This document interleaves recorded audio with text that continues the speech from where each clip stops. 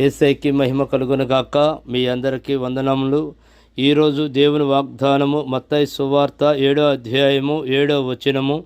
మనం ఏం చెప్పుకుంటున్నామంటే, అడుగుడి మీకు ఇవ్వబడును, వెతుకుడి మీకు దొరికిదను, తట్టుడి మీకు తీయబడును. చూడండి, దేవుడిని మనము ఏమైనా సరే అడగాలి. అడిగి మనం దేవుడు ఏదైతే వాక్యములో మనకు చెప్పి ఉన్నాడో ఆ విధముగా విశ్వాసం కలిగి ఉండాలి. ఏమని చెప్పి ఉన్నాడు మళ్ళీ ఒకసారి రిఫరెన్స్ చెప్తున్నాను.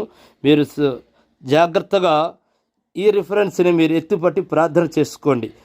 మత్తయి సువార్త 7వ అధ్యాయము 7వ వచనం. అడుగుడి మీకు ఇవ్వబడును, వెతుకుడి మీకు దొరికిదను, తట్టుడి మీకు తీయబడును. ఎంతో చక్కగా దేవుడు మనతో చెప్పుచున్నాడండి. మనకి ఏది కావాలన్నా సరే దేవుడు ఇచ్చేంతవరకు కూడా దాన్ని దేవుడిని అడుగుతానే ఉండాలి. యేసయ్యా నువ్వు నాకు ఇచ్చేవు అని మనం యేసయ్యని అలా అడగాలండి. యేసయ్య అప్పుడు మనం ఏమైతే అడిగి ఉన్నామో దానిని తప్పనిసరిగా ఇస్తాడు. మన దేవుడు వాగ్దానం ఇచ్చిన దేవుడై ఉన్నాడు కనుక ఆయన వాగ్దానము సత్యము జీవము మార్గమై ఉంది గనక మనకి తప్పనిసరిగా ఇస్తారు.